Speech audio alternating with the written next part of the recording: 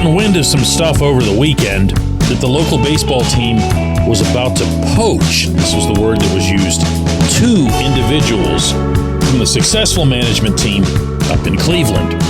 One of those became known late last night. Good morning to you. Good Wednesday morning. I'm Dejan Kovacevic of DK Pittsburgh Sports. This is Daily Shot of Pirates. It comes your way bright and early every weekday if you're into football and or hockey. I also offer daily shots of Steelers and Penguins that I hope you'll also check out. Kevin Tenenbaum is his name. He was in Cleveland the vice president of research and development. He will be in Pittsburgh the vice president of research and development. It's a lateral move in every way. He'd been with the Guardians in their research and development department since 2017. Before that, he spent a couple of years in the Orioles research and development department. And by all accounts, he's really good at what he does. He filled his role well with the Guardians. And all I have to share with you today on this subject is that what I'd heard over the weekend, the poach thing, was that the Pirates really internally thought this was a big, big deal. Now, I don't know who the second person is yet, but they were really puffing the chests out over this. And that should just tell you so much about the extremes to which Ben Cherington has a grip on everyone else, including the 2 people over his head at 115 Federal. He lives and dies by this stuff. You can hear it every week on the radio show that he does with Greg Brown. It's just an endless series of, yes, we anticipated this, or no, we didn't anticipate that, or we've got a schedule coming up that's projecting to be da-da-da-da-da-da. Everything is future, future, future, future, future. And all of the analyses that Cherington seems to do of himself or his own work or even the overall body of work, meaning the whole team, is weighed against whatever it is that his staff produced as reasonable expectations. Are you following me when I say that, or is it too early in the day? I'm going to try that one again because I could tell you were kind of like, what? Here, this is what I mean by that. So all off-season, the Pirates analytical department puts together a series, a ton of them, expectations for the coming season. Cherington gets those, has those, eyeballs those, and then lives by those. Instead of saying, for example, look at the Milwaukee Brewers, or look at the Kansas City Royals, or hey, by the way, look at the Cleveland Guardians. Why are we this far below those teams in this category or that category? No, everything is weighed against the expectations, the bar that they set for themselves, which is why he can say with a straight face insane things like, we're winning more games. And that's a direct quote from a general manager who presided over one 76-win team in 2023 and then another 76-win team in 2024. So it's perfectly natural. It's almost like the smoothest of segues that this deeply disappointing, deflating for the public anyway, season just concludes. There's all this fuss about who's going to keep their jobs, who's not going to keep their jobs, where's Bob Nutting, where's Travis Williams.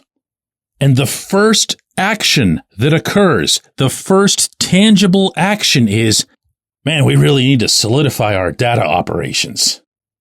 You got to understand, too, when I say this stuff, I'm not one of those people who just dumps on analytics. I'm actually the polar opposite of that. I use them a ton myself in my work. I believe in them, but I also believe in having a decent first baseman. Not that they can do anything about that now, not until free agency, which is 15 days after the last game of the World Series. But the part that throws me, and I guess it shouldn't anymore, but it throws me every time, is the priority, the giddiness that I was told about regarding this news, even before it came out. I'm going to repeat for you that word a third time today so it sinks in. Poached. They referred to getting a data guy from Cleveland as a poaching. Like this was a coup of some kind. But yet when it comes to the search for first base, it's, let's just see if we can find, oh, look, hey, here's Rowdy Tellez. He hit 35 home runs a couple years ago. Let's just see if he can do it again. All right, good. All right, good. But this was a poach. When we come back, J1Q. It's Gun Storage Check Week. Help prevent unwanted access to your firearms. No one wants their unsecured gun to be used in an accident, a suicide, or a crime.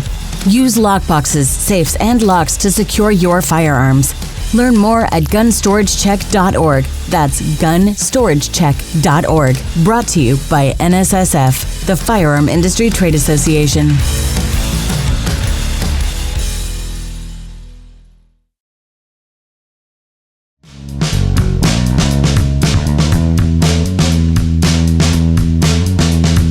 Today's J1Q comes from Chris, who asks, DK, is it really over? Are the Pirates really going to waste another year of the small window that they've got with the best rotation that the city's seen since that 1992 team?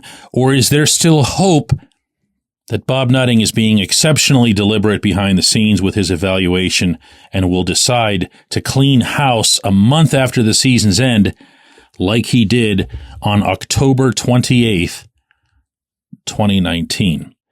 I hope that Nutting is noticing the protests, the billboard fundraisers, the fan wearing the Sell the Team shirt at the Yankees-Guardians game, and ultimately decides to make the changes that are very clearly necessary. Chris, I'm not going to have a great answer for you. I can tell you, based in part on that talk that I described in the opening segment regarding the whole poaching thing and whatever, and getting two guys, presumably from Cleveland, only one is known, that nobody's put a formal stamp on anything. And I don't mean to say this as, a tease or whatever, but I really feel like until we hear from Nutting and or Travis Williams, I don't know. I mean, this could just be me. I mean, everyone can have a different view of this, but I'm not going to feel like any kind of book is closed. I'm just not. I understand. Look, Ben Cherington sits there in front of a group of reporters and he says that he got the blessing from both Nutting and Williams to retain Derek Shelton. He's not in a great position to lie about that. Okay. I'm sure he's telling the truth. But I also know there's a difference between Cherington saying that and then, let's say 2-3 weeks later, Nutting steps forth and says, hey, we've done a lot of digging here. We've done a lot of this and that and whatever else here. We've decided to make a change. He, in that event, doesn't have to look like he is reversing course on something that he said just 2 or 3 weeks earlier. Are you following me on that? If you go back to 2019, very pointedly, and it sounds like you're the kind of fan who would recall this, there was a period of just deafening silence from within. There was not a leak, not anything. It had become known, because I had reported it, that there was going to be a period of Nutting doing, and the word I used repeatedly was investigation. Boy, they didn't like that at all. But what else would you call it, right? Was an investigation. And he did his investigation. He came up with his results, and he fired all of them. I've not heard of any investigation this time. I've not heard of any reason to believe that there's going to be the scenario that you're describing. But I also haven't heard the opposite. I appreciate the question. I appreciate everybody listening to Daily Shot of Pirates. Much to their chagrin, we will have another episode tomorrow.